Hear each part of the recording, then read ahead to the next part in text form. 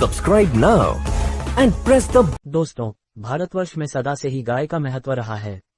हमारे देश में प्राचीन काल से ही गौपालन के साथ साथ गौ पूजन की प्रथा चली आ रही है, क्योंकि गाय में सभी देवी देवताओं का वास माना गया है। कहते हैं कि भगवान श्री कृष्ण के पिता नंद बाबा के यहाँ 1 लाख गाय पला करती थीं। आज की पोस्ट में हम गौमाता की महिमा का वर्णन करेंगे तथा ये भी जानेंगे कि हमारे प्राचीन शास्त्रों तथा वेद पुराणों में गाय को की प्रकार महिमा मंडित किया गया है। तो चलिए पोस्ट की शुरुआत करते हैं। गौ माता में होता है देवताओं का वास। गायों के निवास करने से वह स्थान पवित्र हो जाता है, वहां पर कोई भी दोष नहीं रहता। इतना ही नहीं, गौओं को मात्र स्पर्श करने से ही कई रोगों का निवारण हो जाता है। गौमाता के मस्तक और गर्दन के मध्य में मां गंगा का निवास होता है तथा इनके पूरे शरीर में 33 कोटि देवी देवताओं का वास माना गया है। जय गौ माता। क्या कहते हैं हमारे पुराण? हमारे पुराणों में गौमाता की महिमा का वर्णन निम्न प्रकार से किया गया है। गौमाता के शरीर में 33 कोटि देवी देवताओं का वास होता है। यही कारण है कि गौमाता की पूजा करने से सभी देवताओं की पूजा का पुण्य सहज ही प्राप्त हो जाता है। देवता, ब्राह्मण, गौ, साधु तथा साध्वी स्त्रियों के बल पर ही यह जगत टिका हुआ है, इसीलिए ये सभी पूजनीय हैं। शास्त्रों के अनुसार गौमाता जिस स्थान पर जल पीती हैं वह स्थान तीर्थ के तुल्य होता है। जिस घर, आंगन या फिर किसी धार्मिक अनुष्ठान के स्थान को गाय के गोबर से लीपा जाता है वहां स्वयं देवता वास करते हैं। इसके पीछे वैज्ञानिक तर्क भी है कि उस स्थान की नकारात्मक ऊर्जा नष्ट हो जाती है। वृषभ अर्थात बैल को जगत पिता तुल्य समझना चाहिए तथा गाय को माता के समान समझना चाहिए, क्योंकि उनकी पूजा करने से संपूर्ण पितरों और देवताओं की पूजा हो जाती है। मनुष्य निरंतर 1 वर्ष तक स्वयं भोजन करने से पूर्व प्रतिदिन गाय को घास खिलाता है। उसके घर में कभी दरिद्रता का वास नहीं होता तथा धन धान्य के अक्षय भंडार भरे रहते हैं। जिस पोखर, तालाब तथा किसी जलराशि को गौमाता लांघते हुए पार करती हैं वह गंगा, यमुना, सरस्वती तथा सिंधु आदि नदियों के समान ही पवित्र हो जाता है। गोधूली वेला अर्थात जिस समय चरवाहे गायों को जंगल से चराकर घर वापस लौटते हैं, उस समय गाय के खुरों से उत्पन्न हुई धूली अर्थात धूल यदि किसी पर पड़ जाए तो उसके समस्त पाप नष्ट हो जाते हैं। साथ ही साथ ये दरिद्रतारूपी अलक्ष्मी को नष्ट करने वाली भी है।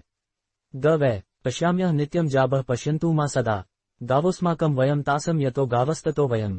भावार्थ, मैं सदा गौओं का दर्शन करूं तथा गौएं सदैव मुझ पर अपनी कृपा दृष्टि रखें। गौएं हमारी हैं तथा हम गौओं के हैं। जिस स्थान पर गौओं का वास हो वहीं पर हम भी रहें। चून की गौएं हैं इसीलिए हम भी हैं। विष्णुधर्मोत्तर पुराण में हंस तथा ब्राह्मणों के मध्य गौ माता संवाद। इस पुराण के अनुसार भगवान हंस ब्राह्मणों को संबोधित करते हुए कहते हैं कि हे ब्राह्मणों, गौओं के शरीर को सहलाने से अथवा उनके शरीर से कीटाणुओं का दूर करने से समस्त पापों का नाश होता है। गौमाता को गोग्रास अर्थात प्रतिदिन हरा चारा घास खिलाने वाला व्यक्ति महान पुण्य का भागी होता है। भगवान हंस ब्राह्मणों को संबोधित करते हुए आगे कहते हैं कि हे ब्राह्मणों, जो मनुष्य गौओं को चराकर उन्हें जलाशय तक ले जाकर जल पिलाने का कार्य करता है उसे अनंत युगों तक स्वर्ग में निवास मिलता है। हे विद्वान ब्राह्मणों, विपत्ति में फंसी हुई अथवा चोर तथा बाघ आदि के भय से व्याकुल गौ की रक्षा करने वाले मनुष्य को कई अश्वमेध यज्ञों के बराबर फल मिलता है। इसी प्रकार रुग्णावस्था अर्थात रोग से ग्रस्त दयनीय अवस्था में गौओं को औषधि प्रदान करने तथा उपचार करने से मनुष्य को सभी रोगों से मुक्ति मिल जाती है। पद्म पुराण में श्री ब्रह्माजी तथा नारद मुनि संवाद। पद्म पुराण में श्री ब्रह्माजी नारद मुनि को गौ माता की महिमा बताते हुए कहते हैं, सुनो भक्त शिरोमणि नारद, जिसको गाय का दूध, दही तथा घी खाने का सौभाग्य प्राप्त नहीं होता, ऐसे शरीर को व्यर्थ ही समझना चाहिए। अन्न 5 रात्रि तक, दूध 7 रात्रि तक, दही 20 रात्रि तक तथा घी 1 मास तक मानव देह में अपना प्रभाव रखता है। वह व्यक्ति जो निरंतर 1 माह तक बिना गौ के दूध से उत्पन्न पदार्थ का भोजन करता है, उस मनुष्य के भोजन में प्रेतों को भाग मिलता है। इसलिए प्रत्येक युग में सब कार्यों के लिए एकमात्र गौ को शुभ तथा मंगल प्रदायक माना गया है। गौ माता ही धर्म, अर्थ, काम तथा मोक्ष ये चारों पुरुषार्थ प्रदान करने वाली हैं।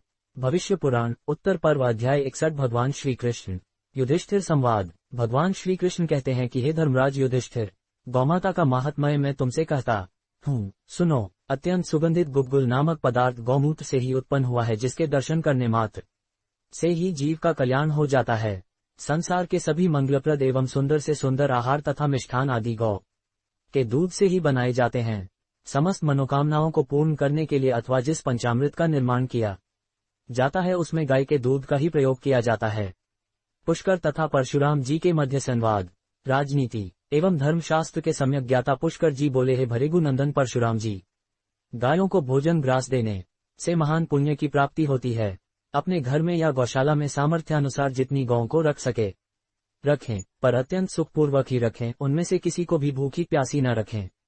हे परशुराम, जो व्यक्ति अपने घर में गौं को दुखी रखता है उसे नरक की ही प्राप्ति होती है, इसमें कोई संदेह नहीं। किसी दूसरे की गाय को भोजन देकर मनुष्य महान पुण्य का भागी होता है। पूरे जाड़े भर किसी दूसरे की गाय को ग्रास प्रदान करने वाला व्यक्ति वर्षों तक श्रेष्ठ स्वर्ग का उपभोग करता है, और भोजन के समय पहले ही यदि 6 मास तक गौग्रास निकालकर उन्हें नित्य प्रदान करता है तो वह स्वर्ग सुख को प्राप्त करता है। गायों के हित में लगे हुए मनुष्यों का जो अहित चाहता है वह रौरव नरक का भागी होता है। गौभक्ति, गौभक्त के राह में बाधा पहुंचाने वालों के पूर्वकृत सब पुण्य कर्म नष्ट हो जाते हैं। अतः हे भृगु नंदन, इस मानव योनि में आकर इस दिव्य देह से पुण्य हो सके तो अत्यंत आनंद की बात है, किंतु स्मरण रहे पाप कर्मों से अवश्य बचना चाहिए। अन्य पुराणों में गौमाता की महत्ता महिमा। पद्म पुराण के अनुसार गायें जिस समय इच्छापूर्वक चरती हैं उस समय यदि कोई मनुष्य उन्हें चरने से रोकता है तो पितृदोष लगता है, तथा जो मनुष्य गायों को किसी भी प्रकार से प्रताड़ित करता है अथवा उनके साथ किसी प्रकार की हिंसा करता है वह नरक का भागी होता है। जिस व्यक्ति के पास अपने पितरों के श्राद्ध के लिए कुछ भी न हो अथवा अपनी दरिद्रता या किसी अन्य कारण से असमर्थ हो तो वह यदि पितरों का ध्यान करके गौमाता को श्रद्धापूर्वक घास खिला दे तो उसे श्राद्ध का पूर्ण रूप। आदित्य पुराण के अनुसार गाय को नमकयुक्त भोजन खिलाने से पवित्र लोक की प्राप्ति होती है, तथा जो मनुष्य स्वयं भोजन से पहले गाय को रोटी अथवा हरा चारा खिलाता है उसे गोदान का फल प्राप्त होता है। श्री संपन्न बिल्व वृक्ष की उत्पत्ति। श्री संपन्न बिल्व वृक्ष गाय के गोबर से ही उत्पन्न हुआ है। बिल्व पत्र भगवान शिव को अत्यंत ही प्रिय हैं। ऐसी मान्यता है बिल्व वृक्ष में पद्महस्ता लक्ष्मी माँ का निवास स्थान होता है। यही कारण है कि इसे श्री वृक्ष भी कहा जाता है। श्री अर्थात लक्ष्मी। महर्षि वशिष्ठ द्वारा गौमाता के संदर्भ में मानव जाति को उपदेश। महर्षि वशिष्ठ ने मानव जाति को उपदेश देते हुए कहा है कि नाकीर्तित्वा गा सुप्यात तासा संस्मृत्य चोत्पतेत सायं प्रतर्नमस्येज गास्ततः पुष्टिमाप्नुयात गाश्च संकीर्त्य नित्यम नावमन्येत तास्तथा अनिष्ट स्वप्नमालक्ष्य गा नरः संप्रकीर्त्येत। भावार्थ, गौओं का नाम कीर्तन किए बिना कदापि नहीं सोना चाहिए तथा उनका स्मरण करके ही उठना चाहिए। सुबह शाम उन्हें नमस्कार करें जिससे मनुष्य को बल तथा पुष्टि की प्राप्ति होती है। यदि बुरे सपने दिखाई देते हैं तो उस प्राणी को गौ माता का नाम लेकर ही शयन करना चाहिए।